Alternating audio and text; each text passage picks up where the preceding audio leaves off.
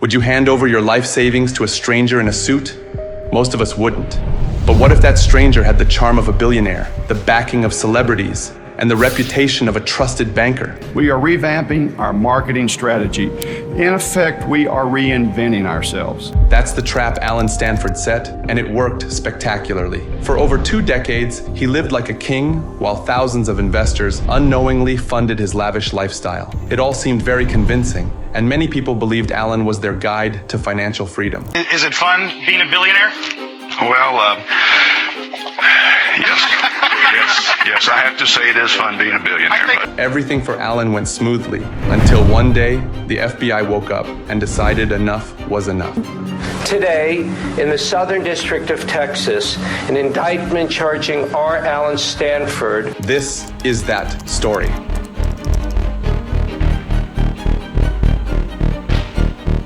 Stanford International Bank sounds impressive, doesn't it? The kind of institution you'd expect to handle billions while turning dreams into reality. And to be fair, on paper, it was exactly that. This was Allen Stanford's crown jewel, his ultimate claim to fame. Investors flocked to it, drawn by promises of jaw-dropping returns. But here's the twist. Those returns, they weren't real. The whole operation was nothing more than a run-of-the-mill Ponzi scheme. Now you might be thinking, wait a minute, didn't anyone see through this? Haven't Ponzi schemes been around forever? You're absolutely right. By the time Allen came along, scams like these were far from groundbreaking. So how did he manage to pull it off? Why did people trust him? Our business has expanded at such a rate that we now occupy. For starters, Allen wasn't just any scam artist. He had the image perfected. A towering figure with a booming voice, brimming with charisma, rolled in luxury, and exuding confidence. He didn't just look successful, he felt successful. To anyone watching, he seemed like the man who could transform modest savings into a fortune. He hosted extravagant parties, mingled with the elite, and even became a prominent figure in the world of cricket. Everything about him screamed legitimacy. The Stanford legacy began nearly 70 years ago back in Mahia, Texas, where my grandfather started Stanford Insurance Company during the height of the Great Depression. If that wasn't enough to win people over, Allen had one more ace up his sleeve: powerful connections and considerable influence. The government of Antigua, completely dazzled by his wealth and charm. Regulators, easily bought off. Allen wielded his fortune like a weapon, bending laws and securing privileges that kept him untouchable for years. On the surface, Stanford International Bank seemed solid, even prestigious. But beneath the facade, it was nothing more than a hollow shell held together by lies, confidence, and let's be honest, a lot of gullible investors. Like any house of cards, it was just waiting for the right moment to collapse. But before we jump to the part where it all comes crashing down, hit that pause for a second. How did we even get here? Long before he became infamous for all the wrong reasons, Allen Stanford was just a kid growing up in Texas. His father, James, was a part-time mayor and insurance agent, while his mother, Sammy, managed the household. The family was financially comfortable, but far from extravagant. For most people in Texas, that would have been enough. For Allen, not even close. Since childhood, Allen stood out. He was ambitious, confident, and had a knack for grabbing attention. After high school, he attended Baylor University, where he pursued a degree in business. It was already the 70s by now. The fitness industry was booming, thanks to a growing obsession with health and wellness. Jogging was the new craze, gyms were popping up everywhere, and weightlifting was becoming mainstream. Always on the lookout for an opportunity, Allen decided to ride the wave. He launched a chain of gyms targeting men, and for a while, the venture even worked. Allen began living the lifestyle he had always dreamed of: luxury cars, fine dining, and a social status that commanded respect. But if there's one thing about Allen, it's this: he never knew when to stop. Overconfidence got the better of him. He expanded his gym business too quickly, opening more locations than he could manage. Then came the 80s oil crisis, a financial disaster that hit Texas hard. Businesses were collapsing left and right, and Allen's gyms were no exception. Memberships dwindled, debts piled up, and Allen found himself in a downward spiral. By the time the dust settled, he was staring at $13.6 million in debt. Bankruptcy became his only option. All right, ready? Hello, everyone. The first half of 2000, I don't like that. After his bankruptcy, Allen realized that playing by the rules wasn't going to give him the life he wanted. He needed a new game plan, one that wasn't limited by pesky things like ethics or legalities. In the mid-80s, Allen took a trip to the Caribbean, and it changed everything. There, he discovered the lucrative world of offshore banking. The idea was simple: open a bank in a jurisdiction with loose regulations, promise high returns, and watch the money flow in. For someone willing to bend the rules, it was a gold mine, and Allen was more than willing. In 1986, Allen founded the Guardian International Bank on the island of Montserrat. If you haven't heard of Montserrat, you're not alone. It's a tiny Caribbean island known for its beautiful beaches, relaxed vibe, and its reputation as a haven for financial scams. With minimal oversight and a local government eager for economic development, Montserrat was the perfect place for Allen to plant the seeds of his scheme. Allen went all out to create the appearance of a professional operation. He designed sleek brochures, set up a fancy office, and even hired staff to make the whole thing seem above board. However,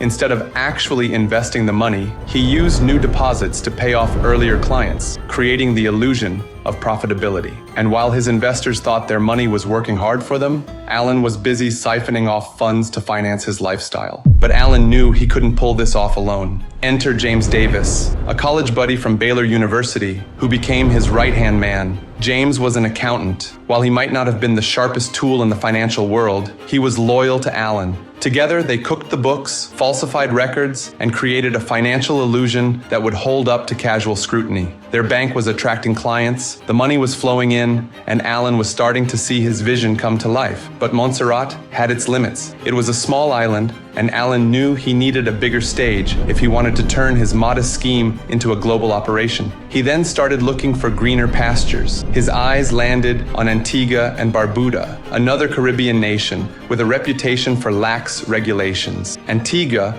was everything Montserrat wasn't: larger, more politically influential, and home to a government that could be persuaded to look the other way for the right price. In 1989, Allen moved his banking operations from Montserrat to Antigua, renaming his institution Stanford International Bank. But even Antigua was small potatoes for his ambition, and he needed bigger markets, deeper pockets, and of course, more unsuspecting victims. Allen would now turn his attention to Canada. Why Canada? Well, it wasn't just about maple syrup and politeness. Canada offered access to world-class banking systems and connections to global financial markets. And Allen knew that if he wanted his Ponzi scheme to thrive, he needed to work with reputable institutions. That's where TD Bank came in. TD Bank was a major piece of the puzzle for Allen Stanford's scheme. Starting in 1991, the bank gave him access to something called correspondent banking services. In plain terms, this allowed him to move massive amounts of money internationally without raising red flags. Billions of dollars would now flow from investors straight into accounts under Allen's control in Canada. But as strategic as Canada was, Allen had his sights set on the real jackpot, the US market. US was filled with exactly the kind of clients Allen needed: wealthy individuals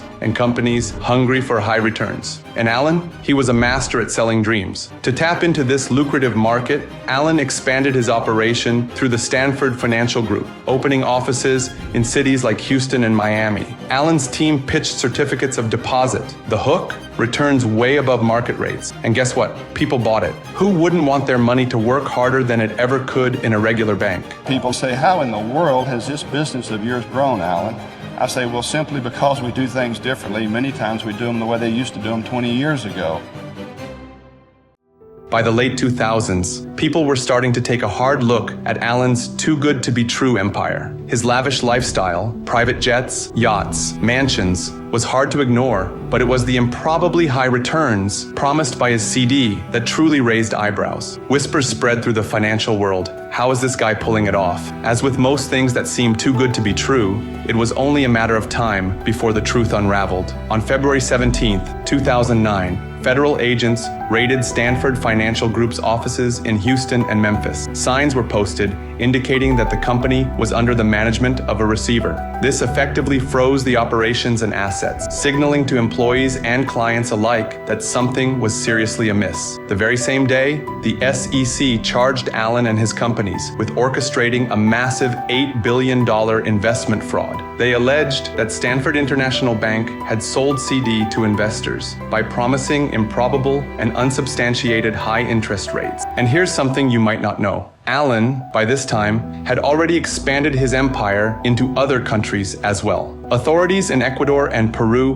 were quick to suspend operations of his local units, while Venezuela and Panama outright seized local branches of Stanford Bank. Even Mexico got involved, with financial regulators launching investigations into his affiliates to uncover potential violations of banking laws. On June 19, 2009, the SEC charged 2 accountants who produced bogus financial statements and an Antiguan regulator who took bribes to look the other way as Stanford conducted his scheme. Allen didn't go down quietly, though. When he was arrested by the FBI, he still held to the image of a misunderstood businessman, but the evidence against him was overwhelming. In March 2012, after a 6-week trial, the verdict was in guilty on 13 out of 14 counts, including fraud, conspiracy, and obstructing an SEC investigation. His defense team tried to argue that he was a legitimate entrepreneur caught in unfortunate circumstances, but the jury wasn't buying it. Allen was handed a 110-year prison sentence, essentially a life sentence, and his empire of lies crumbled for good. For the 21,000 victims of his scheme, the nightmare didn't end with his arrest. The question was, could they ever recover their hard-earned money? Well, efforts to recoup the billions lost have been ongoing,